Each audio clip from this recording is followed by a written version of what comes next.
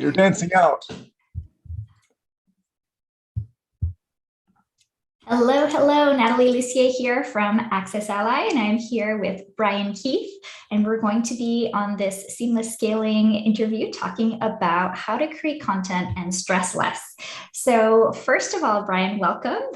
Thank you. I'm so excited to be here. Yes, I'm excited too. So one of the things I wanted to ask you about is what results have you seen from the power of posting content consistently, whether it's for yourself or your clients, or kind of what's the power of content and why is this something we should really be focusing on as business owners? I can think of 3 answers immediately. So let me sort through those. One of the most important ones is underrated, and that is that forcing yourself to post content consistently forces you, the creator, to organize your brain. And everyone, including myself, does not do as good a job as we could about really organizing ourselves. I have a client who's a heart surgeon, and he is expanding his brand and also doing concierge metabolic health consulting. So this guy's a literal heart doctor, flies all over the country. And I said, okay, we're going to do an interview for my podcast, but it's only 15 minutes long. And he goes, like 15 minutes to describe his big idea? It's impossible, right? Of course, that was the first time he did it, but now he's done a bunch more. And the forcing to get his big ideas, because you can only, in 15 minutes, what can you share on a podcast? 1, 2 ideas. So it forces us to get clear, and then also forces us to draw the lines. It's not just what am I talking about, but what am I not talking about? And then as we look at which channels we're using, it forces us to figure out, well, what content belongs here versus belongs there. My friend John Robb, he's talks about geopolitics and logistics and tribalism.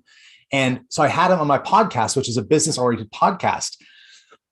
Great fun talking to him. And, the most downloads I've ever had was talking to John. And I thought, does it really belong in this particular channel? Because I want to talk about what we're talking about, but does it really belong here? And the answer is no. It's important, and business owners ought to listen to John Robb, but doesn't really belong here. So now I've started going live with him in his group, his private Patreon, right? So I'm losing my biggest traffic source for my podcast, but the result is the podcast is focused. So you're going to have a better experience of, if you join Redbeard Radio, you're really not going to get the geopolitics angle about business, which you were getting. For that, you go into John Robb's Patreon, or you follow me on Twitter, where I talk all about logistics and whatever else, stuff way beyond the business. But if you follow me on Facebook or you follow the podcast, 80% is business, 20% mindset. So that way I can have a better relationship with you, where you're not going to get something unexpected and say, why is Brian talking about fasting and being a carnivore diet thing? I came here to learn about how to grow my business. So it increases that trust level. That's one of the 3 things. I love that. And by the way, we have Greg Jenkins saying hi. So hi, Greg. It's great to see you. Hey there. So I love that. And I agree. I think being able to articulate what it is that you stand for, the value you can provide to people through your content, and kind of the teachings that you have to share is super, super important reason that we should be creating content. Now that brings up the okay, but I don't have time, right? So how do people make the time, or what's some of your strategies around some of those struggles? You and I are not the same person, and anyone listening is also not the same person, but we fall in the fallacy of, Tony Robbins does this, so I'm going to do it. Or Gary Vaynerchuk does this, so I'm going to do it. Or even Natalie Lucier does this, so I'm going to copy her. Brian Keith does this, I'm going to copy him. Don't believe it. What I'm good at and what I thrive under is different than what you thrive under. Let me tell you, my fiance, Instagram, that's her thing. That particular way of talking, both stories, but also image posts with long writing things, that just connects with her soul. And so when she's on Instagram, you're like, wow, I really get to know this person. It feels great. That's not me. I have some hiking photos at one point. That's not me. So for me, what does it for me? Well, short form conversations on podcasts. That's where most of my energy goes towards. But that's also not you. That for Natalie, that might be something else where maybe you really resonate with something else. So you're going to hear all the gurus say, oh, you must go do LinkedIn, or you must go do a podcast. It's not true.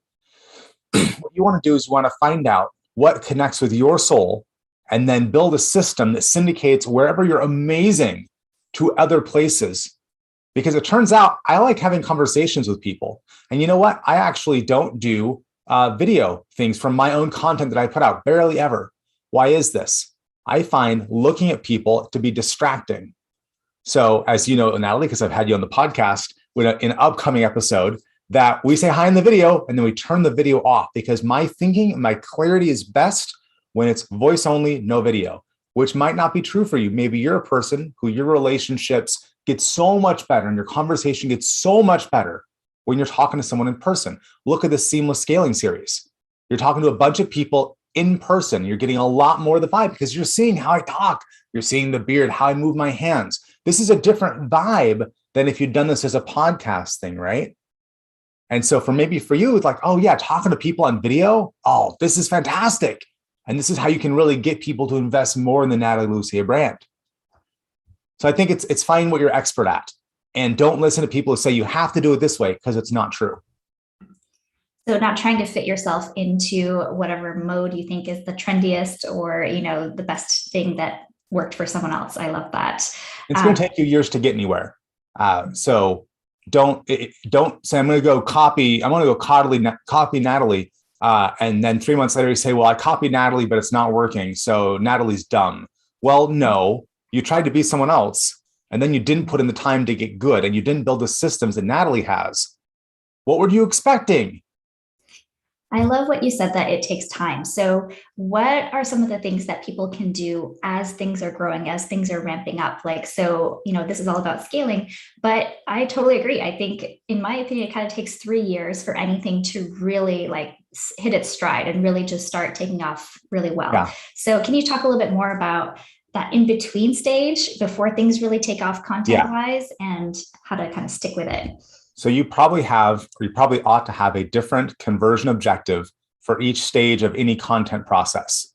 For example, I'm in year 1 of my Twitter content process. I started taking it seriously about 3 months ago. That's a very different reality than where I'm at in my Facebook content conversion process, which I've been on Facebook active for my business since I started in 2012. In my podcast, I'm in year 2 of the podcast, just released episode 105 this week, I think. So those are 3 very different things. If I had the same goal for all 3, let's say bringing in cash flow, disaster, because I wouldn't stick with it long enough, right?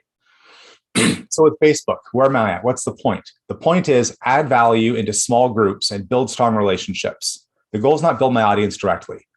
And that's from identifying over the course of many years, a handful of groups that I'm active in, and I largely ignore it besides that. Okay, for podcasting, what's my conversion goal? I'm about 2 years in. For the first 100 episodes, the conversion goal was stop sucking, i.e. get better and get better systems, and then get to a place where in the second 100 episodes, I can start going out on other people's podcasts more and also get more clear about what I'm selling. So when I started off, I didn't have my own membership site. I didn't have my own subscription. Now I do. And I dropped that name in there and the URL to go join across various episodes. So I'm at the beginning of that second stage because I just released episode 105. So the conversion goal is different. Twitter, what's the conversion goal? Followers at almost any cost. So what am I doing? I'm publishing, but mostly I'm commenting on other people's stuff and retweeting other people's stuff. And once I get to 10,000 followers, and I'm at about 550 right now, then I'll go switch it up into now my conversion goal is more actually selling stuff, more lead magnets, more take the Twitter followers, get them on my email list. But for you, the listener, what's your plan here and how's it going to change? What are the markers? Like some people say, oh, well, you should get a podcast and then you should monetize your podcast by doing affiliate deals and sponsorships. Okay, that might be true for you, but when? Are you going to try that from your first episode? Unless you have a huge following somewhere else, that's probably not going to work very well. But if that's what you want to do, then you can say, okay, well, what has to be true so I can get to that point where I can monetize the podcast?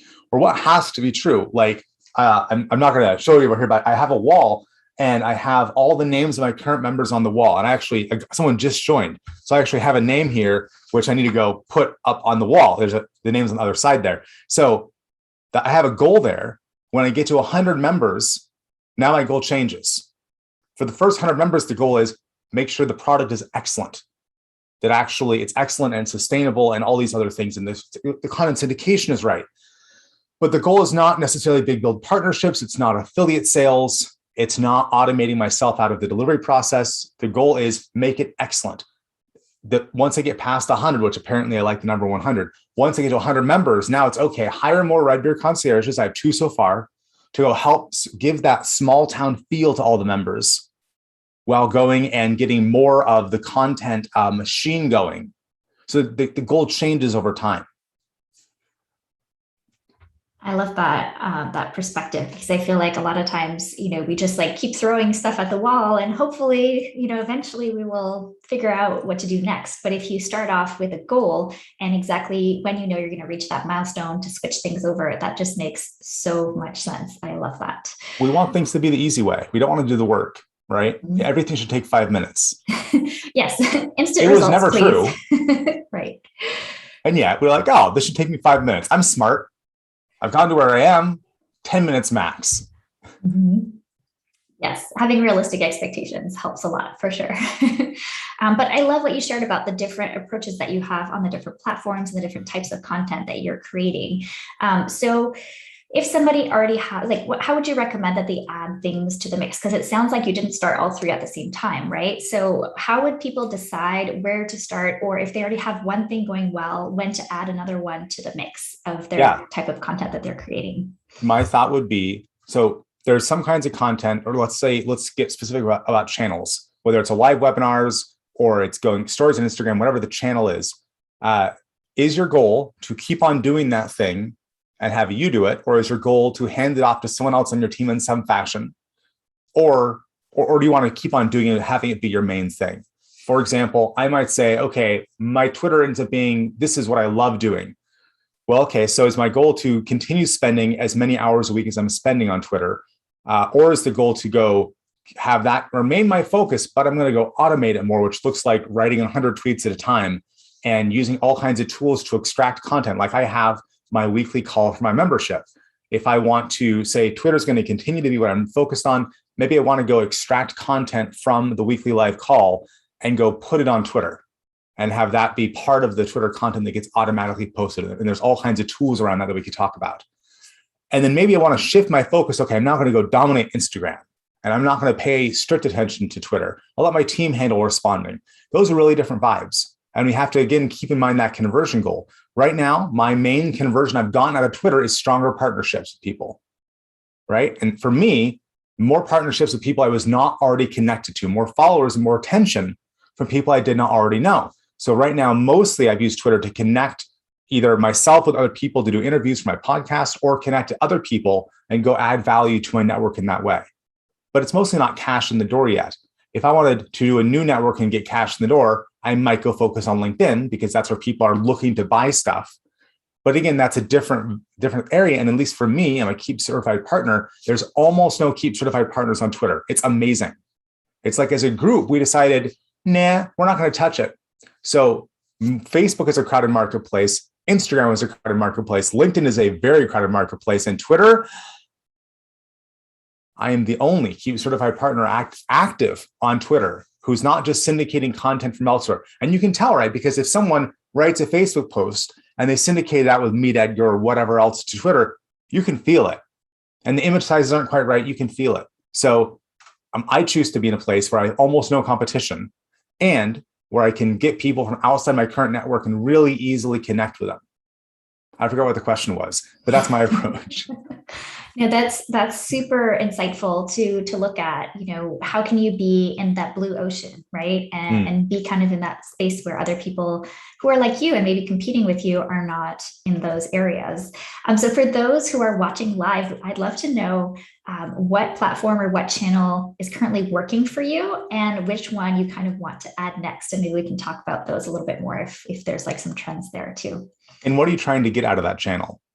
Specifically, is it you're trying to go and get conversions to a lead magnet so you can get your email list bigger? Or is it you're trying to go make affiliate sales? Or are you trying to find those whales who want to buy your high value service? Mm-hmm. Like for me, I have really the two main things I do. I have COO, fractional COO stuff, which is expensive. And then I have my membership for business owners, which is cheap. So it might be that the people who want the COO thing mostly exist or are mostly open to buying such a thing on Twitter. And maybe the people that want the cheaper thing, maybe that's a Facebook thing. I don't know yet, but that could be. And we need to just keep in mind that it may be that we really do need to separate out where we're searching for our prospects. Yeah, I agree with that completely. And when it comes to, connecting our content to the right people, I think that's where the magic really happens, right? Because we can be creating all this content all day, but if it's not showing up for the right people that we want to reach out to, then, what's the point, right? So one of the questions I had for you is, how can people manage their time around creating free content when they also have to fulfill on services or, create paid content and paid products, and kind of manage the like free versus paid in their businesses? Great question. A few months ago, someone asked on Twitter, where I create partnerships, apparently, they said, what if you were to give a client outrageous advice, what would it be?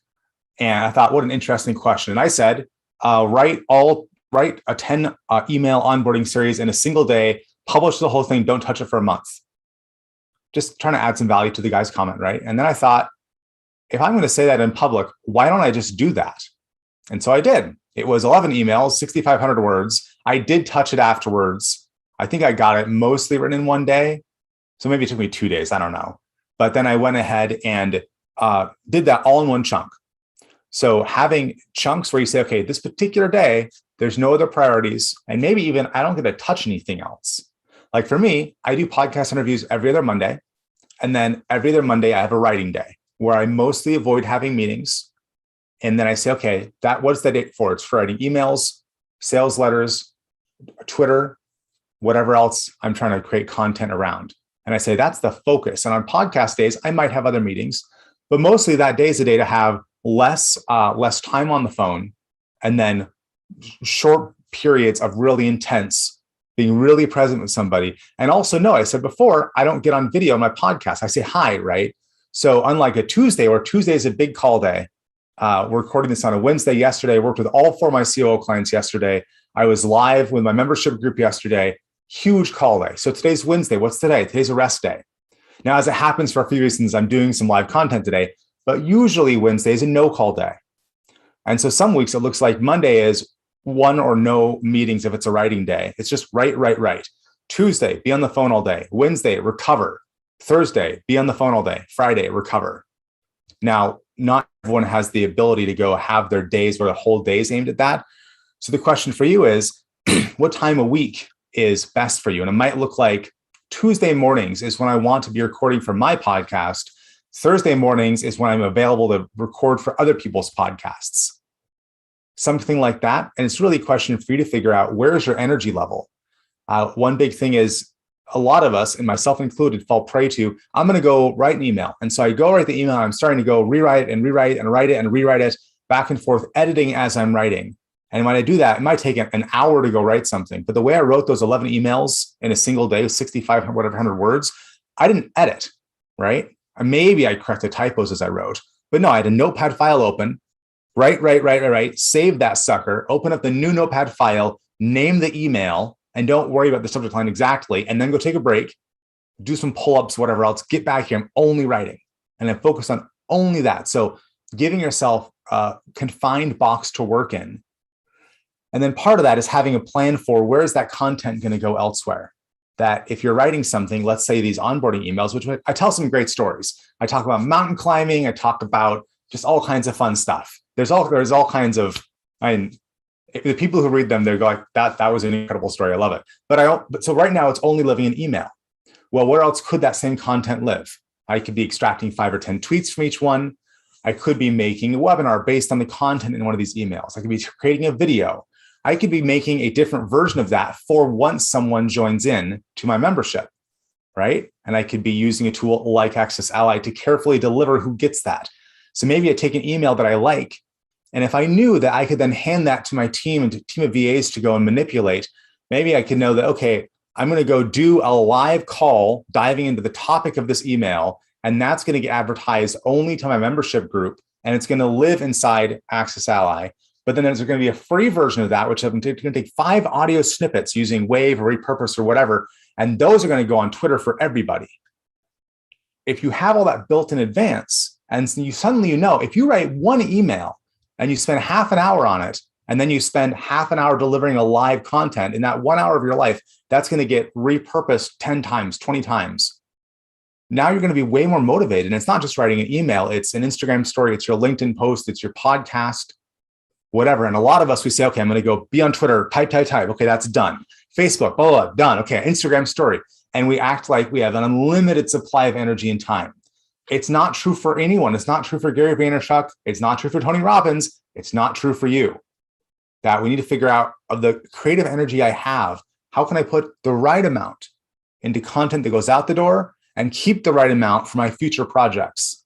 If I'm spending all my time creating, that's no good. And you get my podcast every week, but I'm sure definitely not recording every week. That would deplete me. I only record one day every 2 weeks. I love what you shared there. I feel like, yes, just if it's like you said, if you put, thoughts into it and you kind of clarify your ideas and you kind of put that energy up front, then it can be repurposed. And, that content has more life in it that can be like repurposed in all the different channels and things. So I love that advice. So Matthias in our chat is saying that for him, his business is Instagram is working fine, connecting to people and getting sales. So that's great. Thank you for sharing that. Well, I would ask that, Matthias, what else could you add to Instagram if it's already working well? If that's already how you deal with life and it just feels good to you, what else could you do? Is it make more sense to double down on your posts or double down on your stories or double down on your reels? Or what about tools you're using? Like, are you using Planoly yet? The Instagram specific version of Hootsuite to oversimplify things. If you're not using that, could you? Or are you doing partnerships yet? Are you doing takeovers of other accounts? What kind of partnerships could you make? It's probably superior to double down on a tool that you're already feeling the vibe with and the people you've met there, rather than start a new tool and just pray. Yeah, that's super actionable and awesome advice. I love it.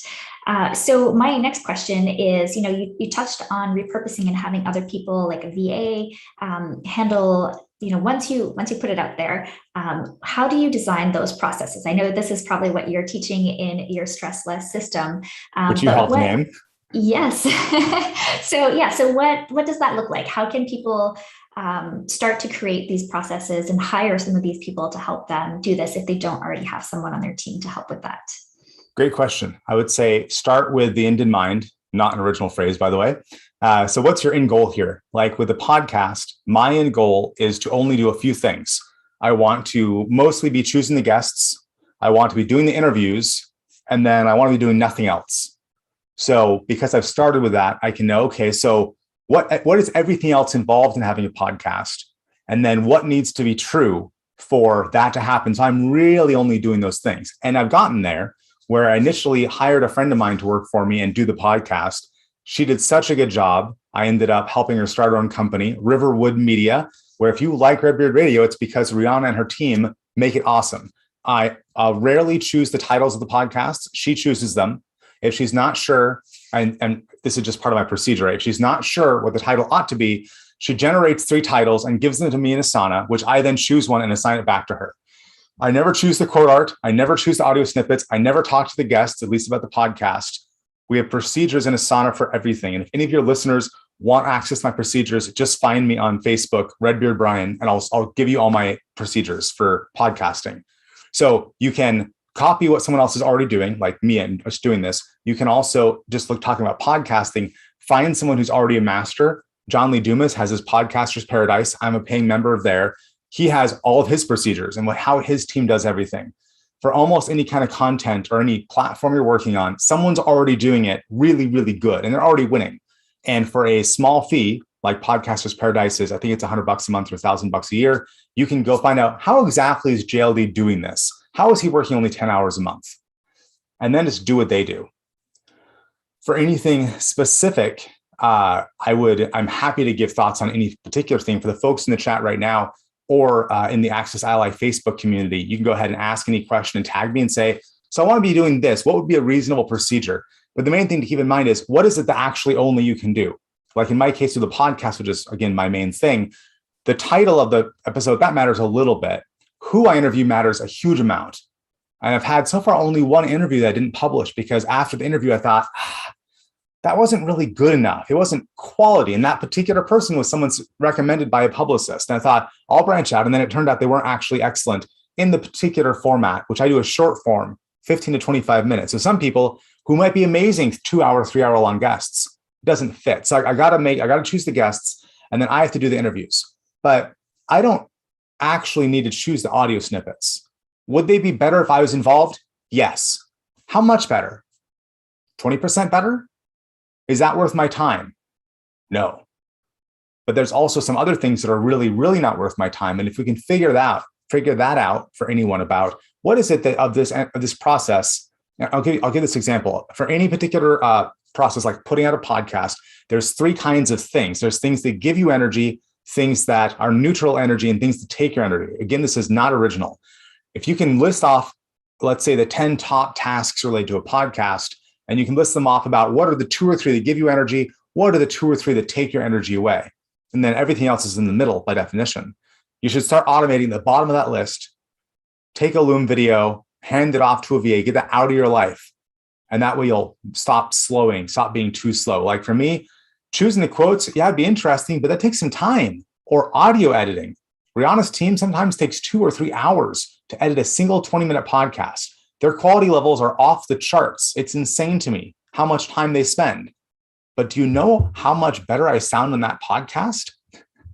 Because there's someone there who's obsessive, who loves close attention to audio detail in a way that for me, that's that bottom third. That's draining my energy to be obsessive around that. But Rihanna and her team, it lights their fire. Her husband's an audio engineer. My goodness, perfect people to obsess over that. That is such a great reframe for helping people have that seamless scaling, that you don't have to do everything yourself. And that 80-20 is so important, because if you're focusing on trying to do 80% of the work, but really what you shine at it, what makes the biggest difference is the 20%, that cuts out a lot of the stress, I think, and makes it a lot more doable for you to do more of them, or do them in a way, like you said, for the long term, that you'll love, keep showing up and, doing more great things and more great content for your community. No one's paying me for my Canva skills. Let me tell you, I designed the initial quote art stuff that we now use, but no one's paying me for my Canva skills. And you're not about to, because I'm not amazing at Canva. There's a handful of things that I'm really good at. And one of those is guests keep on telling me, wow, you ask questions in a way that no one has ever asked them before. And it helped me process my body of work in a new way. They don't say body of work, whatever, but it makes them think in a new way. And I was interviewing John Robb inside his group the other day, and we got him, and it's this live interview with a bunch of his members, very exciting. We have like a starting topic, but we don't know where we're going to go, which is part of the fun for the way I like to do interviews. And at one point he's just there, and I'm just waiting, and it's to 2 of our faces. And he goes, and it took a while, just silence, as he's thinking about this topic. And that's what I do. And so I know that's what I do, which means everything else related to podcasting is not what I do. I could, but I'm not excellent. There's this one thing, getting John Robb to go, and answer a new question in his mind as all his audience gets to see him think. That is a special thing. So for everyone listening, you got to figure out, what are you actually good at? And then there's all this other stuff that even if, and here's the thing, some of it's attractive, right? Oh, Natalie, if I just went through, like I have all these podcasts, I have over 100 episodes, I could go through each one and I could look at the transcript and listen to the audio, and I could extract 10 audio snippets per episode of me talking, not my guest. What's the smartest stuff I've said in 50 to 80 hours of content? Quite the ego boost that would be, don't you think? But it would be so draining to me. That's not what I would do best. And would I actually do it better than someone on my staff? Probably, because I have a bit more vibe there. But that same energy in that attractive low energy task, that's like, oh, well, I could work on that. I could feel good, right? Oh, I'm tired. I should spend a few hours today on this. Oh, I'm a genius. I'm a superhero. No, you aren't. You ignored your work. And your work, in the case of me in the podcast, is find really interesting people, ask them hard questions that make them develop their body of work more deeply in a way that Redbeard Radio listeners go, oh, yeah, okay. And they see their lives in a different way. That's my work. My work is not extracting audio snippets of me sounding good. So basically staying in your zone of genius is how you actually grow your content and kind of grow your business. So that makes a lot of sense. And your zone of genius might change. That you are not static. I am not static. Our businesses are not static. If you'd asked me 5 years ago what I do, I would probably have said I'm a Keep certified partner. Because what was I known for? What was I on stage for? Talking about the platform, the software. Well, Natalie, what are you? Are you an app developer? Is that the best way to describe you? Or is there something about you help businesses grow your growth? You're a business growth expert with a focus on using membership sites to add value to your community. That's not the same thing as you're an app expert, like you're a technician monkey. These are different things. And we have to tell ourselves the right story so we don't get distracted. I'm not up on, and here's the funny thing, I am the co-host this week of the Keep Pro Masterclass because I'm the co-creator of the Keep Pro Starter Kit. So I'm literally the poster child for being an expert at the software. But I am not the smartest person with the software in the world. I'm not up to date on every single little detail of the ongoing stuff because the app is developing so fast. I did make a course on it, so that's cool. And I can speak pretty authoritatively about it, but that's not the right primary identity for me. I am Redbeard Brian, podcaster, fractional COO, leader of the Redbeard Accelerator, etc. Yes, one of the tools I use is Keep, but I am not that tool. One of the tools you use is AccessAlly, and you put a lot of love into it, but that's not who you are, right? That's a tool that you use to get the results that you get for your clients. That's why people are listening to Seamless Scaling, is you help companies scale seamlessly. What's one of your favorite tools? What's the one you built? Because you built the right tool for the job, because you understand the job. We all need to get in that mindset of we are not our tools and we're not who we were. We're not married to who we were 5 years ago. It's okay to change and to evolve and to take our audience along for the ride. Oh, 100%. I totally love that. The evolution of the entrepreneur and the business too. I think things definitely change, evolve, and grow over time. So Matthias had a great point. So he shared that what's working for him on Instagram is sharing his story. And you just mentioned stories that we tell ourselves too. So do you want to talk about storytelling and kind of what part that plays in the content that you create? Or I know a story is such a big topic, but I feel like we can So there for a bit. There's a great book by Stephen Pressfield. He's written a lot of good stuff, from books you've heard of like The Legend of Bagger Vance or Gates of Fire to a bunch of books on writing. One of them called The War of Art is his most famous one. One of the books in that series is called No One Wants to Read Your Shit. And it's one of the best books because it drives home in book length form that no one cares. And once you start from the place of no one cares, the next question is, well, what do they care about? Well, they care about stories that place them in the role of the hero. They care about stories that liven them and that enrich their lives. In this onboarding series I was talking about with emails, I have subject lines and first lines of the emails that are just insane. Things like the screaming was coming from down the hill, or he bamboozled me and I'm forever grateful, or don't try this at home, a story about a mountain accident or near accident. So we got to figure out what parts of our lives can we amplify, or other people's lives, and then really study storytelling. I just finished up with Stephen Pressfield's Black Irish Jabs. It's a 13-book series, little tiny micro books, like 30 pages each. And it goes into the heart of storytelling. I tell you, Natalie, there's a book I worked on writing. It started a couple of years ago on another piece of software. And I sort of fell off the train of writing it. And I was just thinking about, as I look now, having read more of Stephen Pressfield's work on how to write screenplays and novels, mind you, those are his topics. I think, right. This does not have a story behind it. I'm trying to, in a lightweight, weak way, take a textbook about software and turn it into Meet Bob and Jane. Boring. No one cares. And so I started writing the book again, the next draft, a couple of days ago. And here's how it starts off. I cried myself to sleep again last night. I kept on hearing her voice in her voicemail telling me about how she was going to feed her kids now that she'd lost her job, and it was all my fault. That's how the new book starts. Well, do you want to know, everyone listening, what happens next? Like, can you avoid that? Has anyone ever cried themselves to sleep, or know someone who has? Has anyone ever lost their job? Why did this person lose? So it's all this mystery, right? And the book is about a piece of customer service software. But the point is, I was trying to talk about, all these widgets and all the stuff I know something about. No one cares.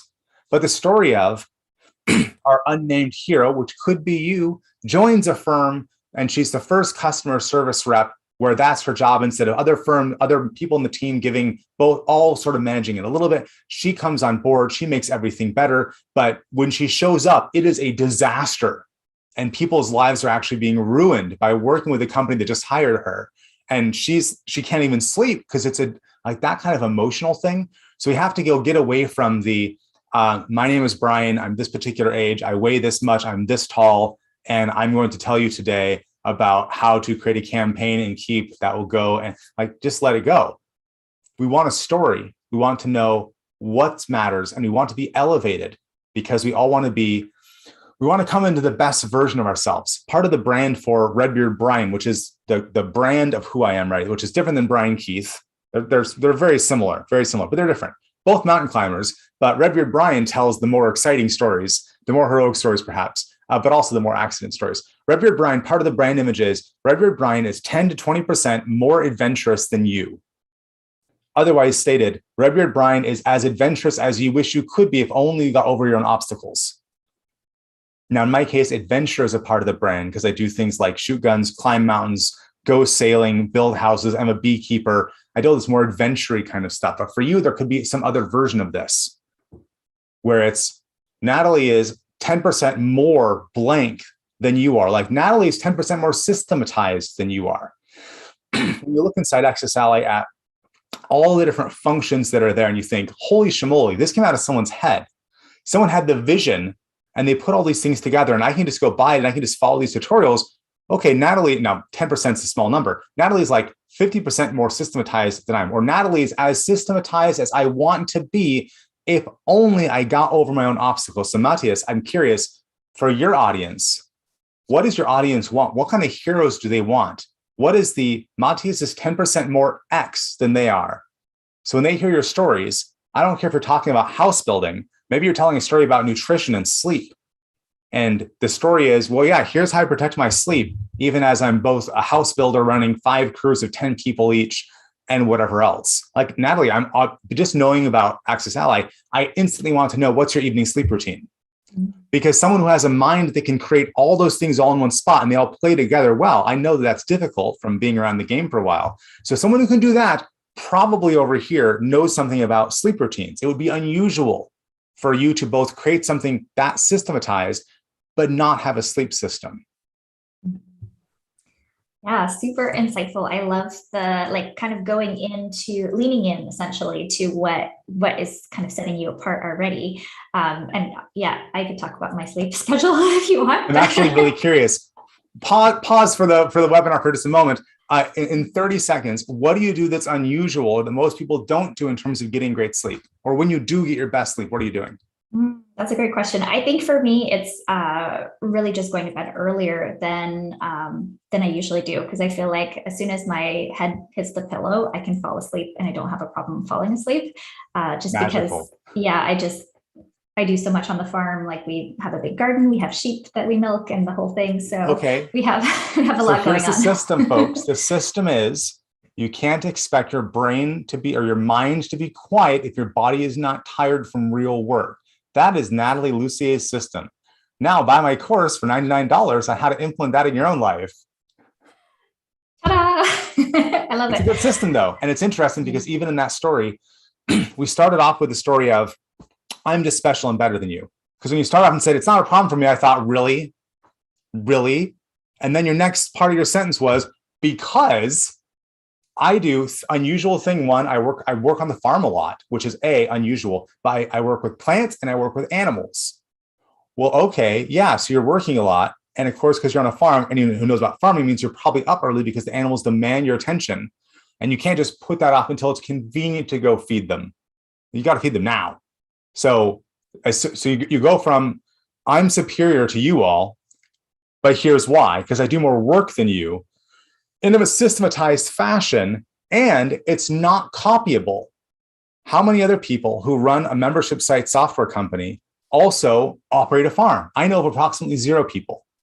I know of 1, it's you. I know right? 2 actually, myself, and we have friends who also, they have chickens and the whole thing. I love it. I've had chickens twice. I used to have a greenhouse, a 200 square foot greenhouse. I have a garden that's bigger than the house I used to live in, and I'm a beekeeper. So that's awesome. Yes. Part of Redbeard Brian. I love all of these things. It's great. Yeah. So the part of the story is what is going to differentiate you in some meaningful way. And it doesn't have to be the point of your story, but in a way that people can't look away like, I got to follow that person. Like when I'm on stage, I'm going to be on stage at Icon in November. I'll be in my kilt again, my Keith kilt, because I'm Scottish. And so I'll be the only guy there in a kilt, a Keith kilt. Like you can't look away when you see a guy in a kilt walking past all the identically looking business people. Like, is that guy wearing a kilt? What? You can't look away. That's amazing. I love it. How to differentiate yourself by being more of yourself, essentially, right? Like that's pretty much what it is. I want to know what kind of sheep you raise. They're dairy sheep, actually. So we milk them morning Katahdin? and night. No, they are East Frisian and British milking sheep. Amazing. How many months a year do you milk them for? I used to be involved. I used to work on a goat farm milking a little bit. So I'm really curious. How many months a year do you milk them? So they can go for up to 8 months, but we haven't gotten that long yet. We've probably did 6 last year. So we'll see if we can extend it a little bit this year.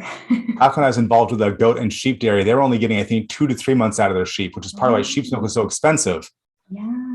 So here's the interesting point, folks. If you're willing to share your weirdness, you might find that people you are unaware of are actually fascinated.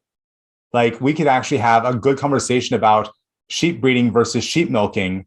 And like I could have a conversation about goat herding and the nature of how to go herd goats, because that's my thing, which you probably don't know that from just listening to the podcast. I don't think I mentioned very often. Oh, by the way, I'm a goat herder.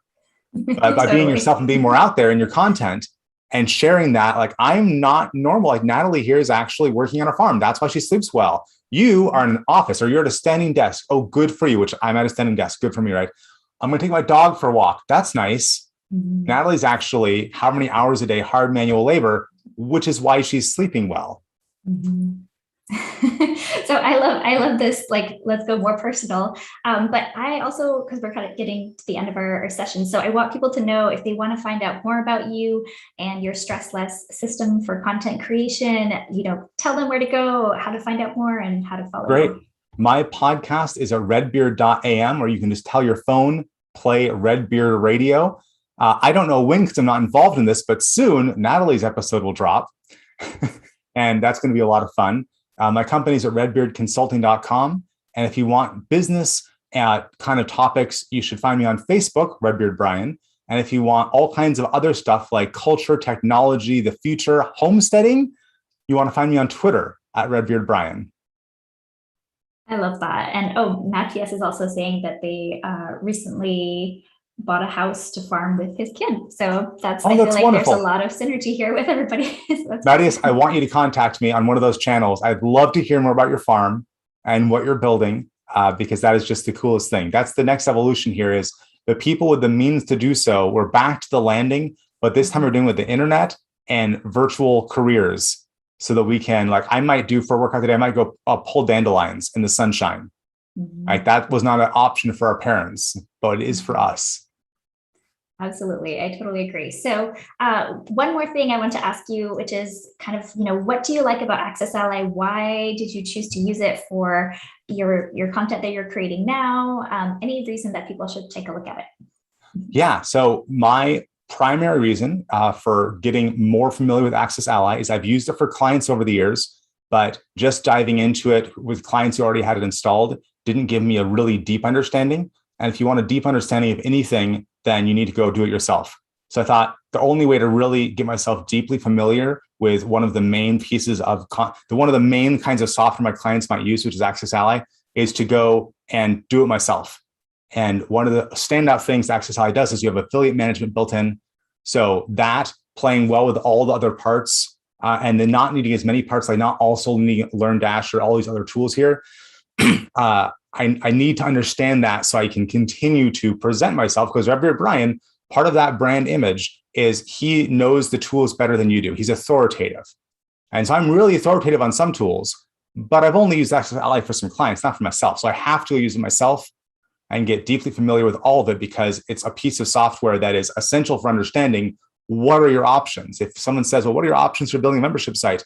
And AccessAlly is not on the list and they're not giving you a very good list. And I need to be able to go give the full list and say, here's who ought to use AccessAlly. And here's why. And here's what I use it for. Here's my site over here. So that's one thing. The other thing is speed of implementation. Once I get everything set up, and we had a conversation when we did our interview for my podcast, came up with a name for a course. We renamed a course. And then I realized that's a good name. It's the wrong course. I built a new course in 8 days and got it pushed from you renaming it to being live in 8 days. I didn't have AccessAlly set up yet. And so I didn't have it be really, really fast, but I can see how with AccessAlly, including the affiliate program set up properly, I'll be able to go from good idea to recording all the content and then hand it off to the team to go get deployed really fast. And if I can go from a good idea to live content making me money in 7 days or less, I can go be doing a lot more beekeeping or walking the dog or working on Natalie's sheep farm. Love that. So speed of deployment. Yes, totally. Thank you for sharing that. This has been so awesome. I love that we went in the sheep and goat direction. You never know what's going to happen. Direction, absolutely. I think it's something that I feel like more people should talk about because, like we're seeing in the chat, people are starting to go in that direction more. So that's exciting to me too. All right. Any last words of advice or kind of final thought that you want to leave people with for today? Yeah. So we're recording this. It's August 18th, 2021. And just like every year, there are people who are trying to steal your attention and not in a noble, make your life better kind of way, but take from you and distract you kind of way. Some of these people might be friends and family. Some might be on the news or social media. Your mission the rest of this year, as for the rest of your life, is to figure out who is adding value to your life and then go listen to them more, and who is unfairly trying to steal your attention and distract you from your mission. No one else knows your mission, only you do. Only you know what tools you need to get better at. There's a million tools out there saying, look at me, I'm exciting. And some of them are, but it's probably better to get a handful of tools and get really, really good at those and ignore everything else. So my final piece of advice would be know your mission, stay focused, and don't allow yourself to get distracted by any current events because it doesn't matter. What matters is you fulfilling your mission and you giving your gift to the world. That is amazing. Thank you so much for sharing that. And I think that's going to really help people scale. That is staying focused, I think, is a huge thing for scaling, for content, for consistency, and for really getting to those milestones that you pre-designed. So thank you so very much for being here with us, Brian. This was amazing. And yeah, I so appreciate you sharing all of yourself with us. So thankful to be here. I look forward to seeing everybody in the AccessAlly Facebook community. Okay, so the streaming has ended. I will stop recording. Okay.